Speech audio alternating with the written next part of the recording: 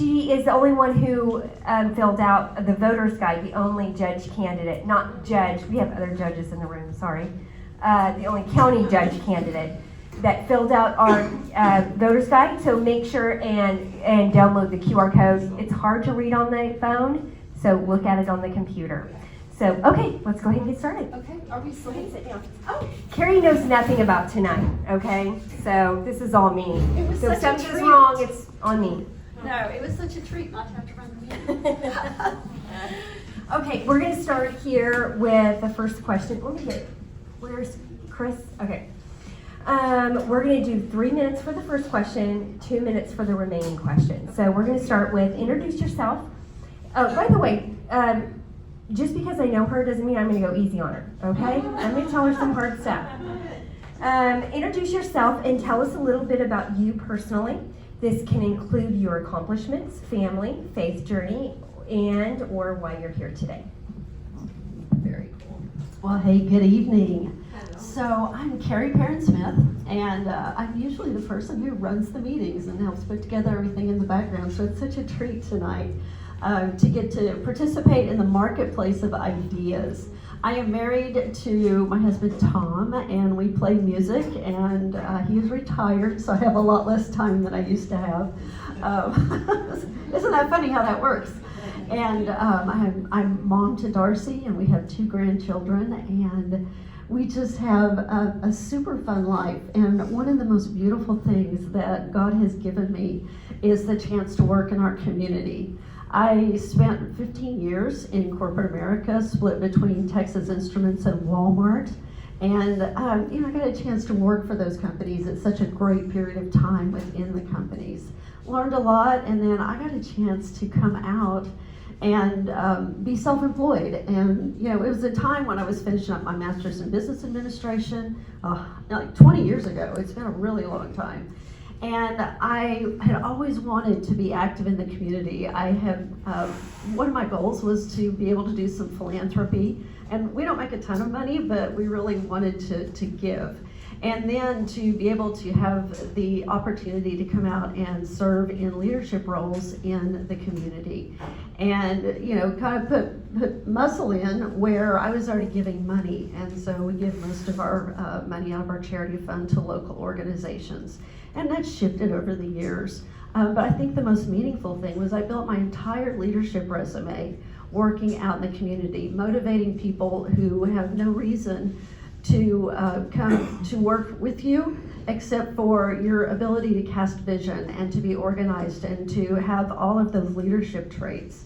And so I'm a 25-year student of leadership. That was one of the things I really loved about working for Walmart. We had such strong leaders.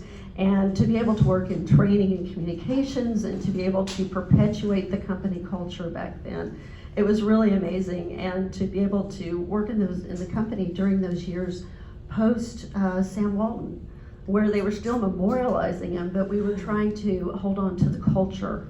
And so I believe that the culture of your team is very, very important. So anyway, and then I was reflecting the other day on all of the things that God has took me through to be able to be qualified for this job. I mean, obviously a master's in business administration for the county's chief administration officer matters. But my associate degree is in drafting. A county judge has to be able to read plans, architectural and engineering drawings, all of the things, in fact, like one of the departments that the county judge is responsible for is the Human Resources Department. Well, my company sold to the human resources industry. And so I had a chance to attend and be active in our Society for Human Resources Management organization here locally. And I sat through, in the period of time I was active, I sat through 70 to 80 continuing education credit programs. And so that really gave me some perspective. So. Okay, very good. Didn't know a lot of that, so that's awesome. Thank you. What do you believe is the primary responsibility of the Benton County judge, and how would you measure success in this role? Like, a lot of people don't even know what they do. So tell us, what do you believe is the primary responsibility of the judge, and how would you measure success? Yes. So the easiest way to explain what a county judge is, it's like your mayor of the county. It was funny, one of the Secretary of State website candidates, she's a county judge.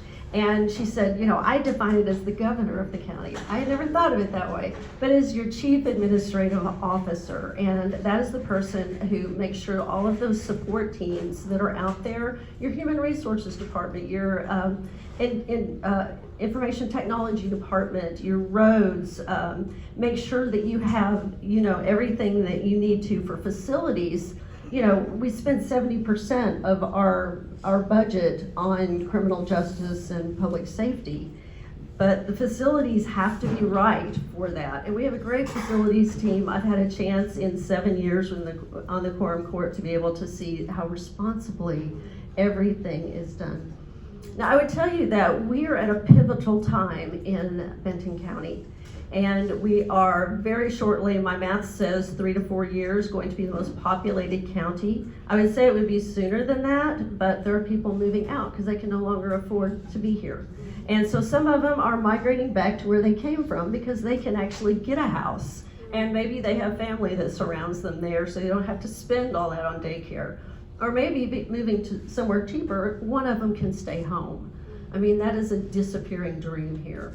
And so what we have to do is to define success is to see how we can make life more affordable. I can't control the value of a home, and population is going to drive that market, but I can sure come to the table with solutions that are going to lower the cost of living. And so that is what I've done with my platform. Okay, Benton County continues to grow rapidly. This is a continuing theme, isn't it?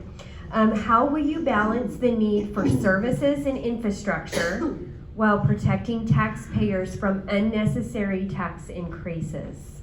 How will you balance the need for services and infrastructure while protecting taxpayers from unnecessary tax increases? Well, one of the things that we are struggling with and crushing our taxpayers with is property tax. And, that's the multiplier is your millage. And so sometimes we get into a place where we go, oh yes, I want to have new schools and all of that, and so we go, yes, I will vote for that 4 mil increase. Well, what nobody told you was it was 10% increase in your property taxes, and then you're surprised. It's like every time we raise our taxes, that's on you, voters. And so one of the things that I really dug into is helping my voters understand what you're voting on. Because most of us don't understand how our property values and our millage happens. And so if we have somebody at the table who's willing to speak truth, and I will tell you, I'm done with 1 cent sales taxes. I am done with 10% millage increases. We don't need to do that. If people would just sit down and do some math, you would see that we could get by with 1 or 2 mills if we just need to add that school. But it's horrible to watch, people go, oh my gosh, look at how much my payment went up. And oh, my insurance went up because suddenly we're like in a disaster zone, right? And they're trying to recover their losses with the insurance companies. And so speaking truth about our insurance, speaking truth about our property taxes and what people are really voting on and educating them, I think is very important. Some school districts are not going to think that's popular. So, hey, was that time or is that 30 seconds? Okay. 30 seconds. So I feel like we have to do that, and one of the reasons that I'm running is to lower the cost of insurance for our rural property owners. If you live, like I live in an ISO 1, that's your top rating for your fire department. Well, if you live out in the county and you've got an ISO 7, what do you think that means to your homeowner's insurance? It's ridiculous. And there's changes coming, and so I saw a real opportunity to come to the platform with a concept that would lower the cost of living for those people, because you can lower their insurance if you do the right things for your volunteer fire departments. Last question. What is your long-term vision for Benton County over the next 10 to 15 years? And what will you do in your first term in office to move toward that vision? Well, I would love to see us have less bureaucracy. There's been a conversation within, do we need planning? So we are like one of 2 counties in the state that does planning and permitting, and it has created a lot of bureaucracy. Now, as I have talked to voters all throughout the county who have walked through this process, I will tell you, I get a little embarrassed. You know, when I talk to the guy who's a small manufacturer moving to a medium manufacturer, and we take him through the planning and permitting process, and he ends up building a project that cost him $290,000 more because he built it in Benton County because of the way that we did planning and permitting. And then, that's not the most ridiculous thing that he said. He said, I wanted to change my landscaping plan from the trees that they had required me to do, and then I wanted to substitute a different tree because it was a hardier tree. And I came back and they said, oh, well, yes, you can do that, but it'll cost you another $120 permit. We are permitting things that we should not be doing. And it's just, I mean, that's not the only ridiculous thing I've seen come out of the planning requirements. And part of that, the state legislature said, oh, we're going to get rid of that extraterritorial jurisdiction, which is that section around a city where you honor the city's codes.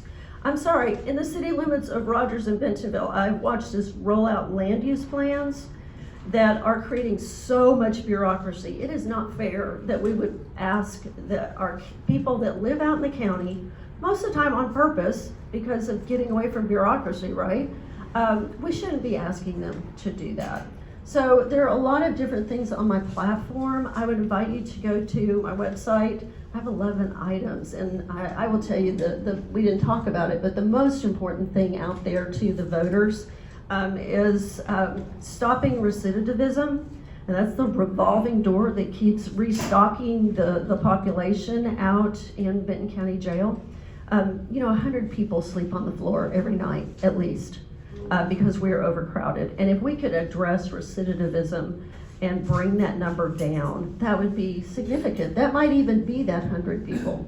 And so I in all the conversations that I had, and I put that platform out in front of people who hate everything. They hate everything, and they hate it all over it. And I challenged them to give me ideas. So through a lot of conversation, we managed to come up with a plan to create job training for our inmates so that they're ready to come out into a job. So it would be skilled trades that actually pay well. And it would stop that, because people, 60% of the reason that they reoffend is joblessness. And so that really has become the core. I would tell you, criminal justice is the #1 topic on the ballot this time. So all these great judicial races, and I felt like it was really proper to bring a criminal justice solution. That's good. That when we had our judge forum, that was a topic, so we really appreciate that. Okay, how can they get a hold of you? How can they communicate you? How can they give? That kind of stuff. Well, I would love for you to call me. And you'd be surprised. This is my 9th campaign, and it probably under 100 people have ever reached out to me during a campaign. And so I've been trying to keep up with all of the comments. Going out and, some of them challenge me. They want to see what, will you really come look at my road? Yes, I will really come look at your road, and I did. And there's a beautiful thing that happens during a campaign where everybody wants to make sure, because they might be working for me, right? And there's sometimes I can get some stuff done during a campaign, even when I don't get elected. I've lost like 3 races, so everything has not been easy, but anyway, so call me and email me and just ask me hard questions, because I can answer them all, and if I can't, I'll get the answers because I know where to go. I'm a great networker, so you can go to my website, find out about my qualifications. There seems to be a question out there. What guy? Nobody ever asks guys about their qualifications, but yeah, I'll throw down a challenge for you. And then my platform, all 11 points, is out there. So carrieworksforyou.com is my website. Y'all, it's been an honor of my life to serve as a public servant, and I am a genuine public servant. I do weddings because I'm a justice of the peace. but I donated every penny of that to charity. So I've just always done it because it was the right thing to do. And so it's been the honor of my life. I always, I walked through this entire race, and I've just got such joy because of it. And when I get angry, and sometimes you get angry at your opponents and the people that work behind them, and what I've learned to do to manage that and to feel the right way is to pray for them and their families. I will tell you that is a game changer. And so when you walk through so many campaigns, you learn how to manage all of it so that it doesn't distract you. So, and I have to say that they don't get prayed for that much. They're actually pretty good. But I run a clean campaign and a tight campaign. So anyway. Okay, thank you so much, Carrie, and let's get right in.